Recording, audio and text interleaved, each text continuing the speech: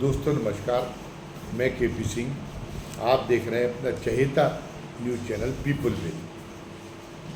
उत्तर प्रदेश में कल मुख्यमंत्री योगी आदित्यनाथ ने वीडियो कॉन्फ्रेंसिंग के जरिए प्रशासन और पुलिस के जिले स्तर के अधिकारियों से बात की है। उनको निर्देश दिए हैं क्योंकि अब उत्तर प्रदेश में प्रभावी प्रशासन की जो तस्वीर है वो बड़ी दरक गई है। चुनाव के पहले से भी बड़ा महसूस किया जा रहा है।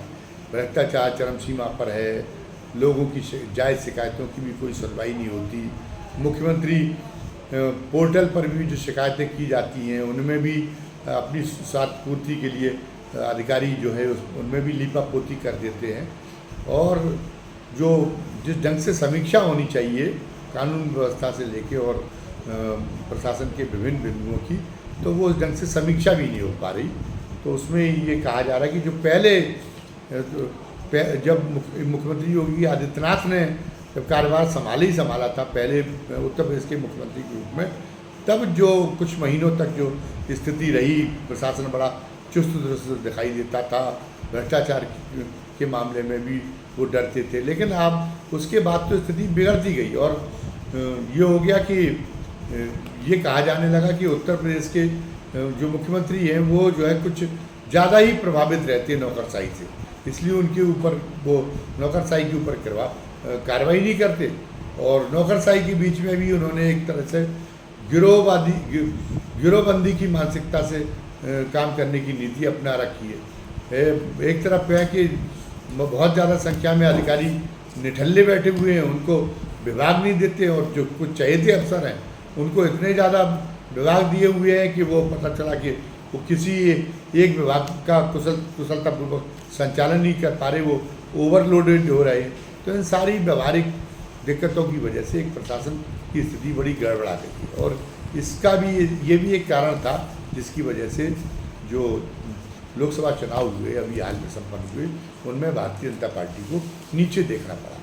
तो अब उत्तर प्रदेश में मुख्यमंत्री के सामने, योगी आदित्यनाथ के सामने सबसे बड़ी चुनौती यही है कि वो फिर एक प्रशासन की फिर वो जो छवि को कैसे ठीक कर पाते हैं, फिर कैसे लोगों का विश्वास वो जीत पाते हैं, कैसे लोगों को लगता है कि नहीं एक चुस्त दुरुस्त प्रशासन काम कर रहा है, इसका एहसास उसको लोगों को कैसे दिला सकते हैं। तो वीडियो कॉन्फ्रेंसिंग में उन्होंने कुछ उसकी जो बातें कही हैं उनके जो महत्वपूर्ण एक तरह से बिंदु निर्धारित कहे जा सकते हैं। एक तो उन्होंने कहा कि जो प्रभारी मंत्री बनाए गए हैं वो प्रभारी मंत्री जो है जो जिस जिले का उनको प्रभार देखा गया वो महीने में एक बार जरूर पहुँचेंगे। डीएम एसपी से कहा गया कि वो उनके जो है लगातार उनसे संवाद की स्थिति में रहेंगे, क्योंकि शिकायत ये हो रही कि उन्होंने राजनीतिक तंत्र को पूरी तरह से बाईपास कर रखा, पूर्व अधिकारियों के भरोसे ही चला रहे थे। तो अब राजनीतिक तंत्र में इसकी वजह से असंतोष का बड़ा माहौल बना। तो अब वो चाहते कि राजनीतिक तंत्र भी जो है वो भी अपने आप को महसूस करे, वो उसको भी संतुष्टि हो और वो भी इस बात को महसूस करे कि शासन में वो भागीदारी उसका शासन है। राजनीतिक तंत्र का को ये महसूस हो, सत्तारूढ़ पार्टी को ये महसूस हो, सत्तारूढ़ पार्टी के लोगों को नहीं कि उनकी सरकार है। एक वो उसमें इस सरकार में अधिकारियों के सामने ये महसूस न करें कि शासन उनके साथ में बेगानों जैसा व्यवहार कर रहा है और सब कुछ शासन पूरी तरीके से अधिकारियों के भरोसे ही चल रहा है। तो वो उन्होंने कहा कि प्रभारी मंत्रियों के साथ में करें। अब लेकिन दिक्कत ये है कि पहले ये हो गया था कि भारतीय जनता पार्टी में पड़ा ऊपर से लगा कि नीचे तक नेतृत्व बहुत ही ईमानदार है, हम गड़बड़ी करेंगे तो वो कार्रवाई हो जाएगी। लेकिन अब ये देख रहा है कि जैसे अघोषित तौर पे ये सारा कर दिया गया कि राम नाम की लूट है, जो लूट सके तो लूट। जिस तरह से विधायक अब भूमि माफियाओं को समाप्त करके आया था योगी ने, लेकिन अब वही विधायक और तमाम जो महत्वपूर्ण राजनीतिक पदाधिकारी जिले में वो खुद ही माफिया बन गए। और विधायकों की खुल्ला मतलब विधायकों की जिस तरह से अपनी उन्होंने प्रॉपर्टी बना रहे हैं और उनके होटल बन रहे हैं किसी के जो है, और बहुत सारी चीज़ें बन रही हैं, खुल्ला बन रही हैं।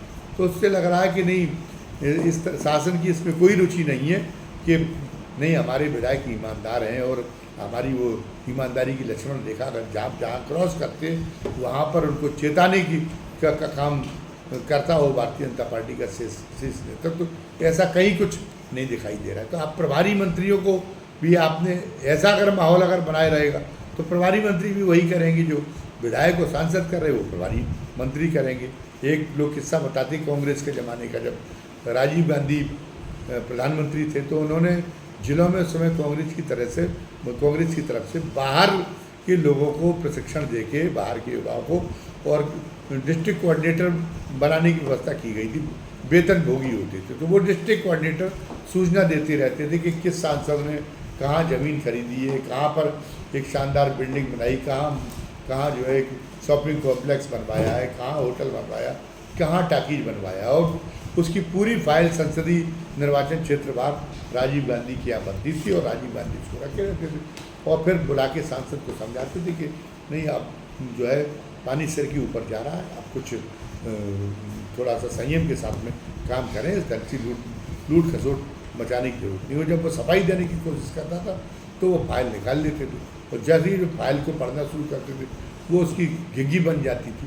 तो नियंत्रण में रहते थे, उसके मामले में, ईमानदारी के मामले में नियंत्रण में रहते थे जनप्रतिनिधि। लेकिन आज तो कोई ऐसी व्यवस्था है नहीं कि आज तो विधायकों के इस बीच में विधायकों की नई नई बिल्डिंगें कैसे तैयार हो रही, होटल कैसे तैयार हो रहे हैं, ज़मीनें कैसे खरीद रहे हैं, इसका कोई मुख्यमंत्री के यहाँ कोई इसका हिसाब किताब नहीं रखा जा रहा है। और ऐसा लग रहा है कि वो छूट दे दी कि जब तक हमारी सरकारें जितना कमा लो, जैसे समाजवादी पार्टी में के टाइम पे मुलायम सिंह ने छूट दे रखी थी कि हमारा हर कार्यकर्ता पैसे से मजबूत हो जाए, कैसे भी मजबूत हो। तो एक ये चीज़ एक व्यवस्था बिगाड़ने वाली ये जो मंशा है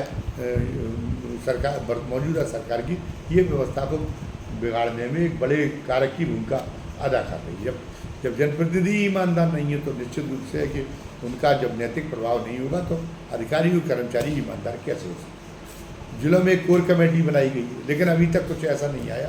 तमाम सारे जब कोर कमेटी से इधर उठ के जिन अधिकारियों के बारे में लोग चिल्लाते हैं कि अरे अमुक जिले में, अमुक शहर में, वहाँ का तो सब रजिस्ट्रार जो है बहुत भ्रष्ट है, वो तो कोई हर काम में जो लोग रजिस्ट्री कराने आते हैं उसमें पैसा लेता है, लेकिन कोर कमेटी की तरफ से उसमें कोई आपत्ति नहीं की जाती। विकास प्राधिकरण बन रहे हैं, अब धीरे धीरे हर शहर में बनता जा रहा है। तो विकास प्राधिकरण में मनमाने तरीके से टैक्स की वसूली होने लगती, तो कहीं कोई आपत्ति करने का काम नहीं होता। कोर कमेटी कभी नहीं कहती कि नहीं इस कदर तेज़ी से के साथ में टैक्स नहीं बढ़ाए जाने चाहिए, वो बढ़ते हैं, जबकि वो लोगों से जुड़े हुए मुद्दे हैं। और इसमें अगर एक बताएं कि मतलब लोगों के सामने कैसी समस्या खड़ी हो सकती है और यदि उस पर राजनीतिक हस्तक्षेप का उसका कुछ जो है असर नज़र आए तो लोग फिर उनके राजनीतिक तंत्र के प्रति, भारतीय जनता पार्टी के प्रति उनकी आस्था पैदा हो, जो पैदा नहीं हो पा रही। शिकायतों के निस्तारण पे तो समय समय पे वो मुख्यमंत्री निर्देश देते रहते हैं, बड़े आंखें दिखाते रहते हैं, लेकिन उसका कोई असर नहीं होता, क्योंकि शिकायतों की समझ पैदा होनी चाहिए कि एक सप्ताह भर मैंने अमुक शिकायत की कि मेरे यहाँ बिजली का तार टूटा जो है पड़ा हुआ है। अब वो एक सर्वोच्च कैटेगरी वाली शिकायत है, अब वो केवल 24 घंटे के अंदर निस्तारित होनी चाहिए। 24 घंटे में नहीं आई, इंजीनियर सस्पेंड हो जाएगा। अब वो एक लंबी प्रक्रिया है, फिर वो जांच होगी, अगर कोताही का आरोप लगता फिर वो महीनों जांच चलेगी, फिर जांच में जब ये कहा जाएगा गलती कही गई तब कार्रवाई होगी। ऐसे नहीं, इमीडिएट कार्रवाई की कुछ व्यवस्था बनाई जानी चाहिए। और बाकी जो एजेंसियां हैं जो इंटेलिजेंस कलेक्ट करने का काम करती, उनके माध्यम से जो जिलों में पदस्थ अधिकारी उनके बारे में फीडबैक लिया जाना चाहिए कि वो उनकी सत्यनिष्ठा में कौन सबसे अच्छा है और कौन बहुत ज़्यादा ख़राब है। और जो बहुत ज़्यादा ख़राब है जब उस पर मिले तो उसके आधार पर तत्काल उनको संड करने का काम करें तो उससे कुछ असर समझ में आए। कानून व्यवस्था को लेकर भी समीक्षा होती, जो मायावती जिस तरीके से बिंदुवार स्पेसिफिक बिंदुओं पर समीक्षा करती थी, वो समीक्षा उस ढंग की समीक्षा योगी जी के कार्यकाल में अभी तक देखी नहीं गई। अब महिला सुरक्षा के बारे में आप कहते हैं ठीक है, महिला सुरक्षा प्राथमिकता में होनी चाहिए, ठीक है, आपने कह दिया, लेकिन लूट और अपराध और कहीं भी ये घटनाएं क्यों बढ़ रही हैं? अगर किसी जिले में बढ़ जाती तो वहाँ के उसके साथ में बैठ के मुख्यमंत्री को रूबरू अधिकारियों से बात करनी चाहिए, क्या वजह, वो अपनी वजह बताएंगे। अगर कोई उनकी वजह जायज़ है तो उस वजह को दूर करने का काम होना चाहिए। जन शिकायतों के मामले में भी है, अगर ये लगता है किसी ज़िले में नल खराब होने की बहुत ज़्यादा शिकायत होती है तो मुख्यमंत्री जी जाके फिर वहाँ बैठे और पता करें कि यहाँ, इसका मतलब कि यहाँ पर जो पानी की सप्लाई से संबंधित विभाग है वो उस ढंग से काम नहीं कर पा रहा जिस ढंग से काम करने की उसकी अपेक्षा की जाती है, तो फिर उसको वो समझें और उस पर तत्काल दंडित करने का काम करें। ये नहीं जांच सौंप दी है, अब उन्होंने कहा वहाँ गड़बड़ी हुई थी, अब ये पता चला कि बिजली में हुआ है तो इसलिए अधीक्षण अभियंता सस्पेंड किए गए महीनों बाद। तो वो जो जिस इम्पैक्ट की तलबगार है अधिकारियों पर कार्रवाई की, अधिकारियों पर अंकुश रखने के मामले में लोग जिस इम्पैक्ट के तरफदार हैं वो इम्पैक्ट दिखाई नहीं देता। तो इसलिए जो है जो शुरू में योगी के व्यक्तित्व मात्र से, योगी के बारे में चर्चाओं मात्र से जो प्रशासन में नियंत्रण हो रहा था, जो अधिकारियों पर लगाम लग गई थी, वो आज अधिकारियों पर वो लगाम नहीं लग पा रही। और आपने कह दिया कि लव जिहाद और चेन स्नैचिंग और छेड़छाड़ की घटनाएं आती तो सीओ तक का जिम्मेदार होता। अरे सीओ तक क्यों सीमित रखते हो? आप इस मामले में मायावती का अनुकरण करिए, आप एसपी तक को जिम्मेदार ठहराइए, तो व्यवस्था जल्दी काबू में आ सकती है। जो अव्यवस्थाएं वो जल्दी काबू में आ सकती है। और ये फिर मैं इस बात को दोहरा जाना चाहता हूँ कि जो प्रशासनिक ढुलमुलपन है, लोग उससे बहुत ज़्यादा नाराज़ हैं और यदि उसको सटीक तरीके से अगर उसको ठीक नहीं किया जाता है तो लोगों की नाराज़गी दूर नहीं होगी। जो तत्काल में उपचुनाव होने वाले उनमें तो जो है उसको परिणाम भुगतना ही पड़ेगा। उसके बाद में जो उपचुनाव होंगे उनमें भी सरकार की भद पिटेगी और साथ साथ में ये है कि मुख्यमंत्री योगी आदित्यनाथ की प्रशासनिक कुशलता पर भी प्रश्न चिन्ह लगेगा। तो अब ये जो वीडियो कॉन्फ्रेंसिंग के माध्यम से हाल में जो उन्होंने निर्देश दिए हैं, तो इस सिलसिले को किस रूप में लगातार जारी रखा जाएगा और ये एक देखने वाली बात होगी और इस पर हम लोगों की निगाह रहेगी। आप हमारे जो दर्शक हैं वो इस बारे में क्या सोचते हैं कि कैसे प्रशासन को लोगों के प्रति संवेदनशील और प्रभावी बनाया जा सकता है, उनके सुझाव क्या हो सकते हैं, ये हमारे चैनल के कमेंट बॉक्स में जरूर लिखें। साथ ही जो नए दर्शक हैं उनसे हमारा फिर निवेदन है कि आज उन्होंने अगर पहली बार हमारा चैनल देखा है और जो भी ये वीडियो चल रहा है, ये वीडियो आपको पसंद आया और आपको लगा कि हमारे वीडियो सभी दिलचस्प होते होंगे, तो वो सब्सक्राइब करें, हमारी वीडियो को लाइक करें और उसके बाद में इस बेल आइकॉन दबा दें ताकि ज़्यादा से ज़्यादा संख्या में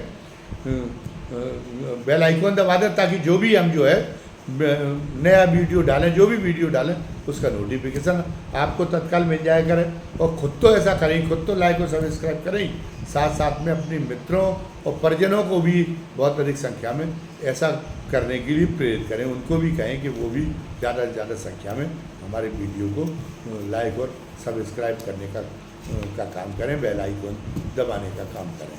तो हमारा इससे उत्साह बढ़ेगा। जब हमारे उसकी व्यूअर्स की संख्या बढ़ेगी तो हमारा उत्साह बढ़ेगा और आप कमेंट बॉक्स में जब कुछ लिखेंगे तो उससे हमें वैचारिक खुराक मिलेगी और हमारी वीडियो और अच्छी बन सकती है। बस इतना ही। धन्यवाद। जय हिंद, जय भारत।